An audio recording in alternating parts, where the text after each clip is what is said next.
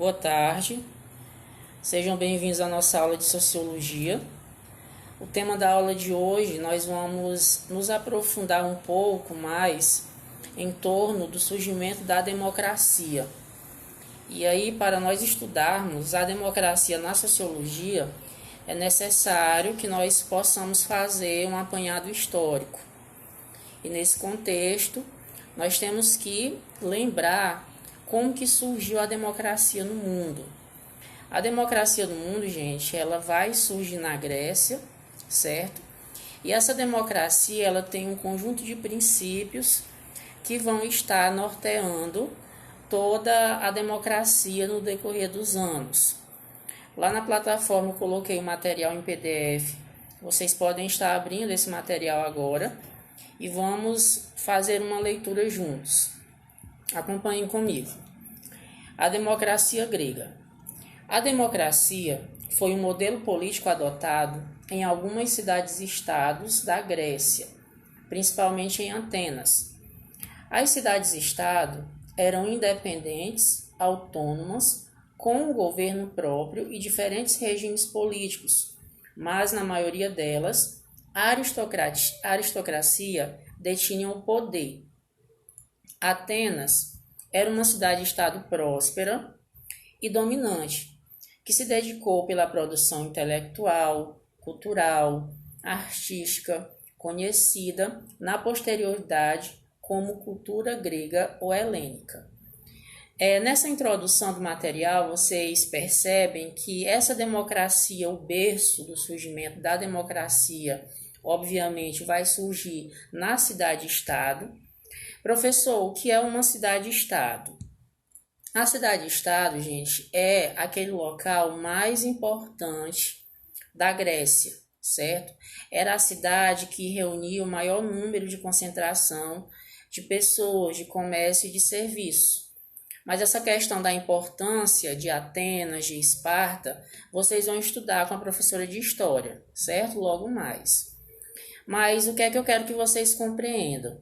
Que cidades-estados como Atenas, como Esparta, elas tinham essa questão de uma representação, só que essa representação ela era escolhida não de uma maneira democrática, e sim de uma maneira aristocrática.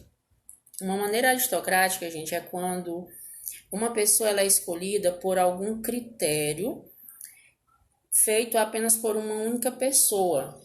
Esse critério pode ser a questão de dinheiro, questão de poder aquisitivo que essa pessoa detinha, certo? Então, antes da democracia, nós tínhamos essa forma de escolha, onde as pessoas elas não se reuniam para assim elas escolherem o seu representante. E conforme vocês podem ver, Atenas, ela foi essa cidade-estado que trouxe a democracia. Foi em Atenas que o conceito de democracia, aos poucos, foram discutidos e assim ele se consolidou ao longo dos anos e ele é firmado até hoje em alguns países do mundo. Continuando. Por volta de 600 anos antes de Cristo, Atenas prosperou não somente pelas atividades agrárias da aristocracia, mas também pela produção dos artesãos e pelas atividades dos militares e comerciantes, que conquistaram terras e mercados. Estes grupos sociais passaram a exigir participação na vida política na cidade, que se tornou possível graças às leis criadas por Solon. Gente, a partir do momento que a cidade-estado, Atenas, ela começava a crescer, a se desenvolver, o seu comércio prosperar, as pessoas começaram a internalizar que estava no momento de se escolher um representante que ele representasse todas as pessoas que ali moravam em Atenas, que não fosse apenas um representante que fazia o querer da aristocracia, dos grandes proprietários de terra. Então, a partir desse momento, com as leis de Solon foi um importante filósofo. Quando esse filósofo ele começou a levar isso ao público, as pessoas começaram a refletir, né? Porque vocês sabem que na filosofia se tem uma reflexão muito grande sobre determinado assunto. E a filosofia com a sociologia, já estou dizendo para vocês, são duas disciplinas que elas andam sempre unidas. Vocês sempre vão estar estudando algo na filosofia que tem a ver com a sociologia, da mesma forma que na sociologia tem algo a ver com a filosofia. Mas voltando aqui, a partir daí, as pessoas elas começaram a querer implantar um novo modelo, um modelo onde elas pudessem escolher os seus representantes, certo?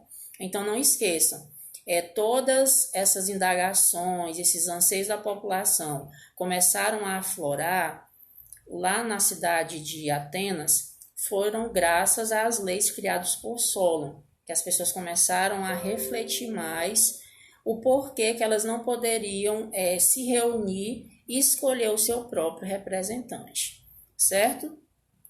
Continuando. Essa forma direta da administração ateniense, sem a participação de representantes, contrastava. O que é contrastava? Diferenciava com as monarquias e as oligarquias militares de outras cidades gregas, como Esparta.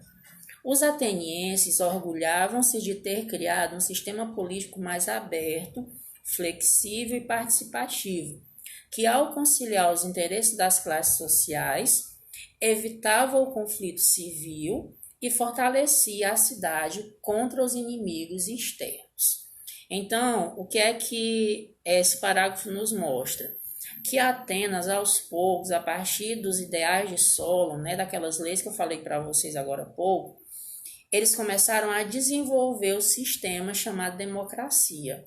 E as pessoas elas já começavam a participar das reuniões, onde nessas reuniões, gente, eles se juntavam nas praças públicas, que eram chamados de ágoras. Ágoras eram lugares em público, onde várias pessoas se reuniam, ficavam todos sentados, e lá eles ficavam debatendo coisas para melhoria da cidade-estado. E assim, quando Atenas ela implementou essa questão da democracia, que as pessoas começaram a participar, ela já servia como um exemplo para outras cidades-estados, como por exemplo Esparta. Né? Esparta, que é outra cidade-estado nesse período, ela ainda não tinha implementado a questão da democracia. A primeira cidade-estado, gente, que vai implementar a democracia vai ser Atenas, e Atenas vai ser o berço da democracia. Tudo bem? Vocês estão compreendendo até aqui? Tem alguma dúvida? Então, recapitulando. Até aqui, nós estudamos a questão da democracia grega, o seu surgimento. Aí vocês podem perguntar assim, professor, como que essa democracia grega surgiu? Respondo vocês. A democracia grega ela surgiu nas cidades-estados. Professor, qual eram essas cidades-estados? Me digam duas. Nós temos Atenas e Esparta. Aí vocês também podem perguntar assim, professor, e como que essa democracia, o que é que ela objetivava? A democracia, ela objetivava que todas as pessoas agora, elas poderiam se reunir em praças públicas, que eram chamadas de ágoras, para assim elas chegarem a uma conclusão e escolherem os seus representantes, porque até ali não era feita essa escolha democrática. A pessoa que chegava no poder era por indicação, era de acordo com a riqueza que aquela pessoa tinha, era se existia determinado grupo na cidade-estado que gostava dela, certo? E isso, gente, significa o quê? Que as pessoas elas não estavam sendo representadas. E finalizando nossa compreensão sobre até aqui, qual foi a primeira cidade-estado que surgiu a democracia? Atenas. Atenas foi o berço da democracia. E assim, as outras cidades-estados, elas já começavam a querer implantar a democracia, porque viram que em Atenas deu certo. As pessoas escolheram seus representantes, o comércio prosperava, certo? A economia girava de uma maneira significativa. Prosseguindo. Vamos agora, gente, falar o que é cidadania. Cidadania é outro termo que está inserido na questão da democracia. Vamos lá, acompanhem comigo. O termo cidadania tem origem etimológica no latim civitas, que significa cidade. Estabelece um estatuto de pertencimento de um indivíduo a uma comunidade política articulada, um país que lhe atribui um conjunto de direitos e obrigações sobre vigência de uma Constituição. Olha que interessante. A cidadania, gente, é o quê? É quando um país ele adota um conjunto de regras, certo? De leis com deveres e direitos daquela população que vive no país por meio de algum documento que obriga as pessoas a cumprirem esses deveres e também reclamarem os seus direitos, que é chamado de quê? A Constituição. Aí vocês podem perguntar assim, professor, isso aqui funciona no Brasil? Obviamente, gente, o Brasil ele é um país que adotou a democracia, certo? Quando foi que o Brasil adotou a democracia? A partir do momento que a família imperial ela foi expulsa. Quando Dom Pedro II foi expulso, a partir da proclamação da República do dia 15 de novembro, quando Deodoro da Fonseca ele proclamou a República, e assim nós começamos a ter a democracia. Aí vocês podem perguntar outra coisa. Professor, e o Brasil, ele tem essa Constituição? Sim, gente, nós temos a Constituição de 1988.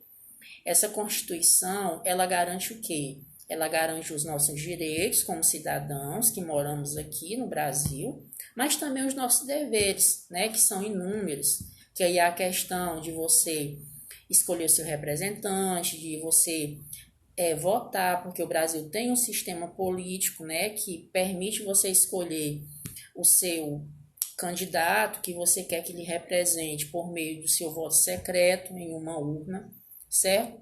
Então, o que eu quero que você internalize é o seguinte, que nós no Brasil vivemos essa cidadania e que nós temos a nossa Constituição, que é a Constituição de 1988, que ela nos garante os nossos direitos e os nossos deveres, certo?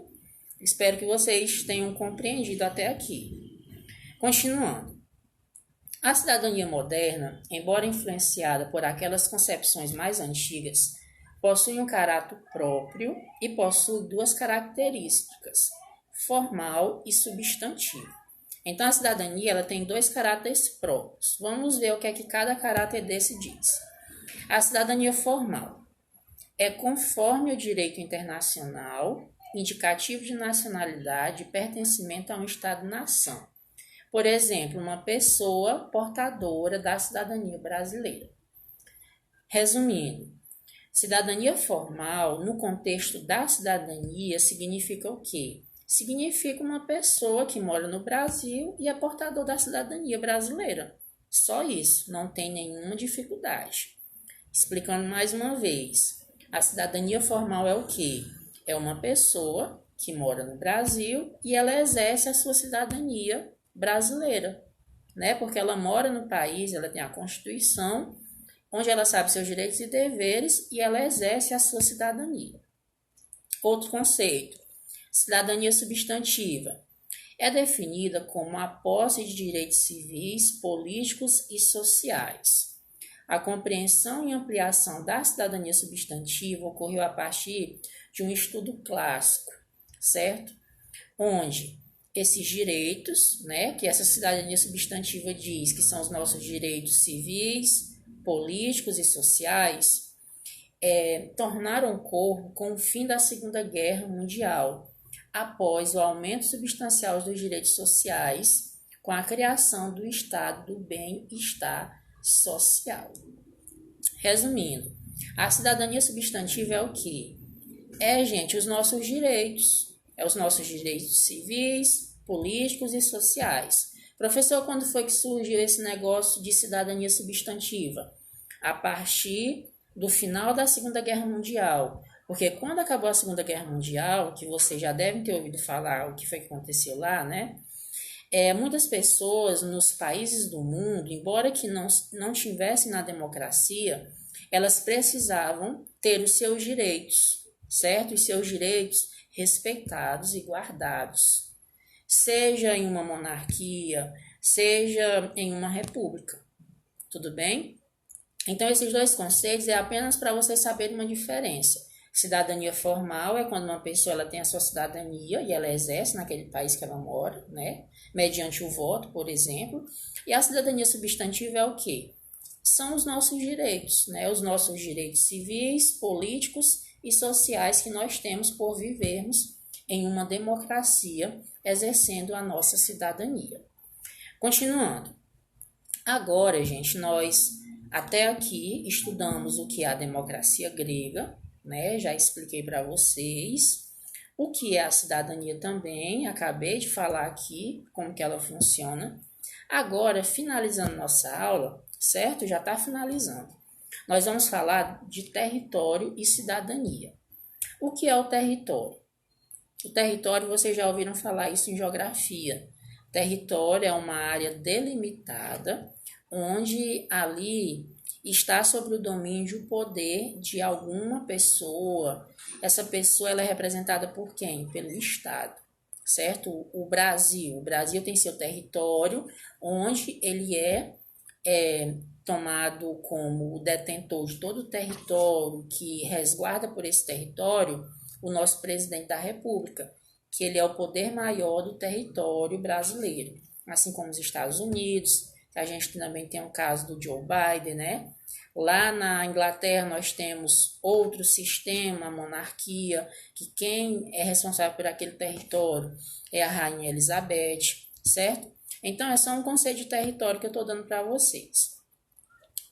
Voltando aqui agora, território e cidadania. No século XX, a Declaração Universal dos Direitos Humanos admite um espaço em que os direitos de associação e de reunião vigorem. Existe, portanto, uma íntima relação entre a territorialidade e a cidadania, que na Grécia Antiga corresponde à cidade-estado e que na modernidade corresponde ao Estado-nação. O que é que isso quer nos mostrar? Que, pessoal, essa relação de território e cidadania foi algo que foi estabelecido desde o início do surgimento da democracia, certo? No início, quando surgiu a democracia, nós tínhamos o quê? A cidade-estado, que ela era detentora de todo o território, onde nós tínhamos uma pessoa que governava aquela cidade-estado.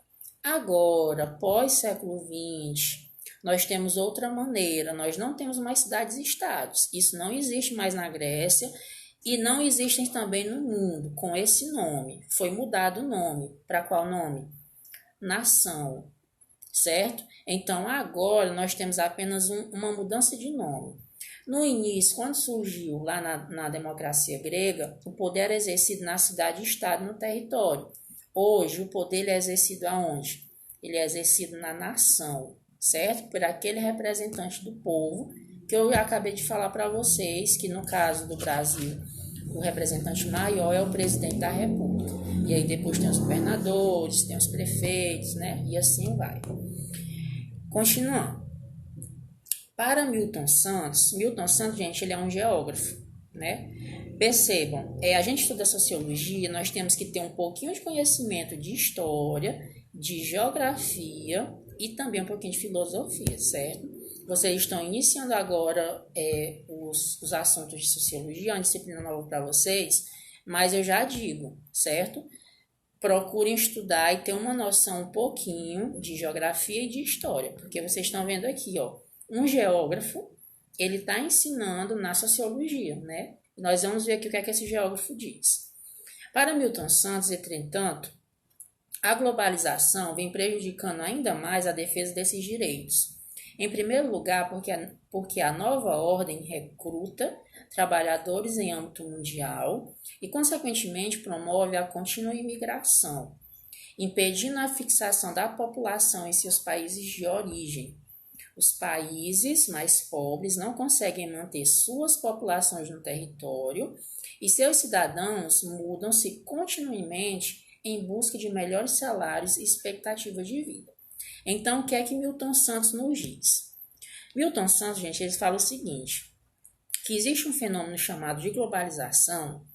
Professor, o que é globalização? Globalização, gente, é um termo utilizado na geografia que significa o quê? O encurtamento de distâncias. O que é isso? Eu aqui que estou no Brasil, eu posso me comunicar, posso comprar um produto dos Estados Unidos o tempo que eu quero, entendeu? Então, esse encurtamento de distâncias, né, que você pode comprar, você pode falar, você pode dialogar, é chamado de globalização. É a modernização do mundo, por quê? Porque com o decorrer dos anos, os países eles ficaram agora mais próximos, né, devido a essas tecnologias que nós temos. Mas aí o que é que Milton Santos fala relacionado a essa questão de cidadania? O que é que essa globalização tem a ver com a cidadania? Santos fala o seguinte, gente, que devido a essa questão de os lugares eles ficarem tão próximos, né, devido a essa tecnologia, muitas pessoas elas não estão mais querendo ficar nos seus países, certo? E aí isso representa algo negativo para a cidadania de um território. Por quê? Porque se eu moro, por exemplo, no Brasil, né? E aí eu exerço minha cidadania, mas devido às vantagens que os outros países têm, que é oferecido por essa globalização, como, por exemplo, melhores empregos, melhor condição de vida, melhores moradias, certo? Melhor saneamento básico, eu não gosto mais do Brasil, porque eu tenho outro país que me oferece isso. Então, eu como brasileiro, eu faço o quê? Eu acabo migrando para outro país. Então, isso vai acabar afetando a democracia e a cidadania do meu país, certo? Então, resumindo, é isso que Milton Santos diz, que a globalização, ela faz o quê? Por existirem países que oferecem oportunidade de vida melhor para o mundo, tem muitas pessoas em alguns países que acabam migrando, certo? E saindo desses países. Eles acabam indo para outros países morar para lá. E assim a cidadania do país fica muito prejudicada, porque as pessoas, elas agora não têm muitas pessoas para votarem, para escolher e fazer sua forma democrática, entenderam? Então, isso é um fator negativo. Milton Santos diz que a globalização é um fator negativo para a cidadania que vem modificando atualmente no mundo, certo? Eu sei que eu expliquei muita coisa para vocês. Eu busquei, gente, resumir o máximo essa apostila. Vocês vejam que são só 2 páginas e nessa minha explicação eu busquei falar apenas o necessário. E mesmo assim eu entendo que talvez tenha alguns de vocês que ainda não compreenderam tudo. Mas vou estar explicando mais uma vez de forma resumida tudo que eu disse para vocês. Então, eu na aula de hoje, o que foi que eu objetivei nessa aula? Preste atenção, não perca o foco, olha aqui para mim. Nessa aula de hoje, eu quero que vocês saibam o quê? O surgimento da democracia, o que é a cidadania, certo? Eu quero que vocês saibam somente isso. Aí vocês dizem assim, professor, fale aí um pouco dessa democracia. A democracia, eu já ensinei para vocês, que ela surgiu nas cidades-estados. Nós temos Atenas, que foi a primeira cidade-estado que implantou a democracia, e ela serviu de modelo para todas as outras cidades-estados. A cidadania, o que é a cidadania? É um conjunto de leis e de direitos que uma pessoa tem, que é dita pela Constituição daquele país que ela mora, certo? Também expliquei para vocês a questão do território com a cidadania, que existe o geógrafo que fala que o território, a pessoa, por viver nesse mundo globalizado, ela acaba migrando para muitos outros países e não fica no seu território.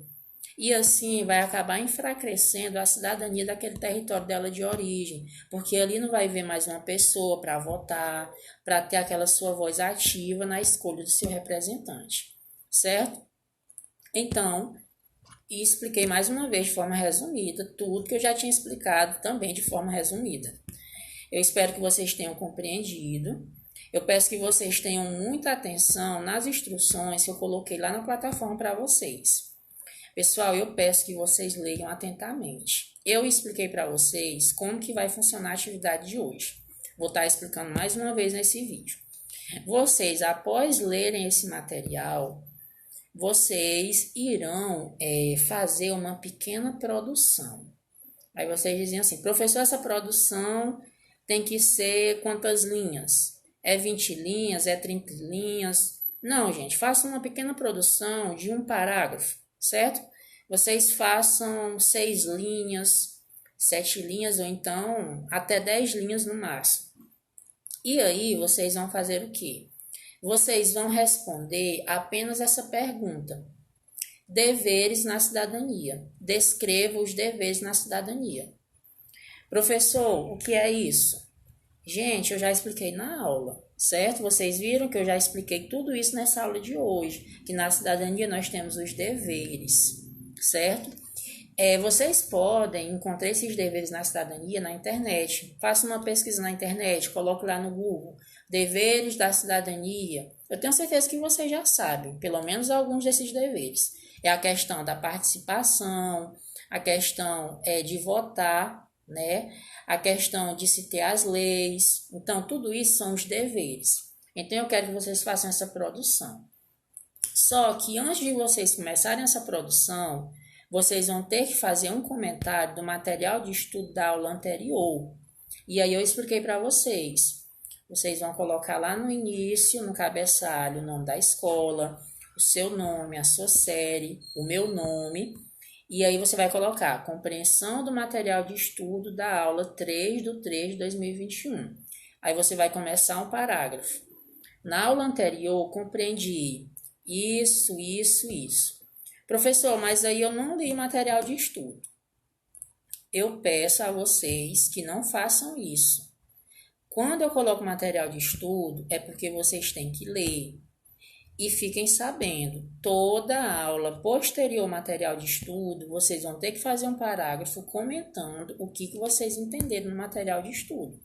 Porque não adianta nada eu colocar um material de estudo só para colocar e vocês não leem, certo? Então, você vai ler aquele material. Professor, e que assunto foi que eu nem lembro mais? A alienação. A alienação foi o assunto da nossa primeira aula de sociologia. Lá tem as folhas de slide, vocês podem pesquisar na internet, certo? E vocês vão fazer isso. Então, na folha de caderno, vocês vão colocar a questão da compreensão do material de estudo da aula do dia 3 do 3. E também vão colocar, vão descrever os deveres da cidadania. A nossa atividade de hoje, vocês vão ter que fazer essas duas coisas. Ah, professor, mas aí eu vou fazer só essa do dever da cidadania. Pois se você fizer só essa, sua atividade vai ser incompleta. Porque a atividade completa tem que fazer as duas coisas.